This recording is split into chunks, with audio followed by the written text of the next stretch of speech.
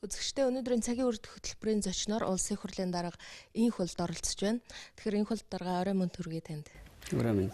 Миний хамгийн түрүүлж асуух гэж байгаа зүйл бол улсын их хурлын хаврын чуулганаар олон нийтийн дунд хүлээгдэж байгаа ямар асуудлууд, ямар хуулиуд хэлэлцэгдэх гэж байгаа бол аж үйлдвэрийн бодлого, үйлдвэржүүлэлтийн тухай улсын их хурлын тогтоол, за жил болгоны хаврын чуулгаар хэлэлцдэг жижигүүрийн асуудлуудыг ярилгүйгээр одоо хамгийн ихний 5 асуудал бол төсвийн тайлан,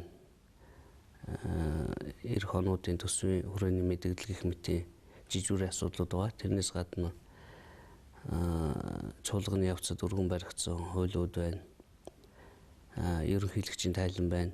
Эх 7 хоногийн 5 дахь өдөр 14 цагаас сайдын цаг дээр ерөнхийлөгч тайлангаа тавина. Ер нь бол тайлангаа тавина улсын их хурлд гишүүдийн асуултанд хариулна гэдгийг хуулинд байгаа боловч элбэгдэрж ерөнхийлөгчөөс өөр ерөнхийлөгч бол орж ирээгүй. Одоо баг анхны тохиолдол болох гэдэг. Бас нэг асуудал та гүйцэтгэх засаглалын тэргүүний одоо эрх мэдлийг нэмэгдүүлье гэсэн ийм санаачлагыг гаргаж ирсэн л да. Наа чи үндсэн хуулийн өөрчлөлт байгаа. Одоо энийг юу харагдах нүг вэ? 25-1-6 гэдэг ийм залт байгаа. 25-1-6 юу гэж анхаа ерөнхий сайд таслал, засгийн газрын гишүүд таслал, тэгээд улсын их хурлд ажлаа тайлганд байгууллагын бүрэлдэхүүнийг томилох чөлөөлөх огцруулах гэдэг. Тэгэхээр энэ дотроос одоо жишээ нь үндсэн хууль бол мэдээж том өөрчлөлт орохгүй, боломжч байхгүй, шаардлагач байхгүй байгаа.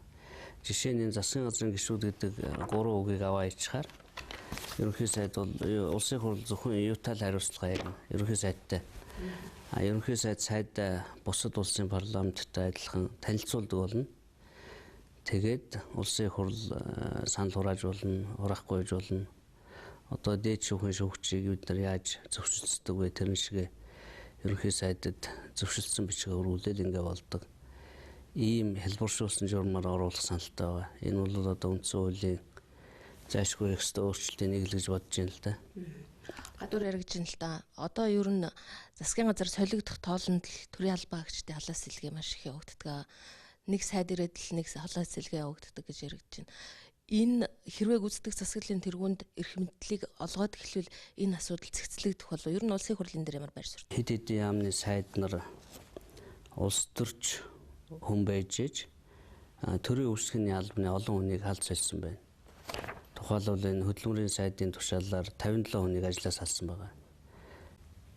Тэгэхээр энэ бол төрийн албаа гэгчдийг ингэж халах эрх улс төрийн албаа гэгчд угаасаа хуулиар хориотой. Эдгээр хүмүүс магадгүй одоо төрүүчийн хөдөлмөрийн сайдын буруугаас ажилдаа жинхлээгүй байсан байж болно. Сонгон шалгуулалт явах хэрэгцээ байсан байж болно. Тэгэхдээ энэ хүмүүсийг ажиллаа хийж яхад дахиад нэг үүрэг гүйс томилно гэдэг бол өөрөө хууль зөрчиж байгаа юм л да. Ер нь бол улс төрийн албаа гэгчд бол хамжаарахтай байхгүй бол төрийн албаны хууль гэж байна. Төрийн албаа гэгчдээ хамгаалдаг байгууллага нь байна. Тийм учраас бол шатандаа ийм алдаа гарахгүй байх ёстой.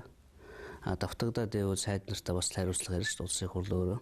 Тэгэхээр одоо бол ерөнхий сайдын тушаалыг хүчингү болгосон дараа төрүүчийн улсууд нь ажилд ороод буцаад явж ингэж нэг шударгасыг тогтоох нь бол зүйтэй байгаа.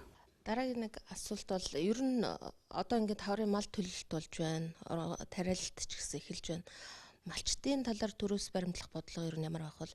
За яагаад би ингэж асууж байгаа гэхээр өнгөрсөн хугацаанд ноосонд өгөх урамшууллыг танлаа. За дээрэс нь тариаланчд өгөх урамшууллыг эдийн засгийн нөхцөл байдлаас хамааруулаад танлаа. Тэгэхээр одоо ноолуурн дээр бас татвар тавина, малын үеийн татвар тавина ч гэдэг юм уу. Иймэрхүү яриануд гараад байна. Малын үеийн татварын хууль бол өргөн баригдсан хэлж байгаа. Тэр бол гарах бах. Тэрийг малчид угаасаа хүлээж байгаа юм билээ. Зөв зүйтэй татвар. Ягаад гэвэл тэр татвар чинь сумаасаа хөдлөхгүй. Сумын малчид мөнгөө нийлүүлэл бэлчээр хаашиж байгаа. Тийм л хэлбэрийн татвар гэж хэлэхэд хэцүү. Ягаад гэвэл зөвхөн тэндээ зарцуул гэж байгаа.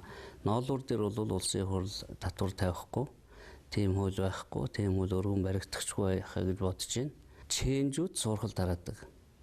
Тэгвэл улсын их хурлын нэрийг барьдаг. Улсын их хурл удахгүй татвар тавина гэхээр нөгөө чэнжүүд нь татвартай болчих юм бол би чамаас 70-аар биш 50-аар авна гэж эхэлдэг юм байна л. Тэгэхээр би албан ёсоор телевизээр улсын их хурлын ноолуурын татвар бол яригдахгүй тавигдахгүй зах зээлийнхаа журмаар явнаа. Энийг одоо малчид сонсоод арилж наймаага тэгж их хэрэгтэй гэж зарлаа. Одоо цаг үе болж асуусан байна. Өглөө би аймгийн даргатай уулзахад яг энэ сэдвийг ярьсан. За баярлалаа. Өнөөдөр манай зочноор улсын хурлын дарга энх болд оролцлоо.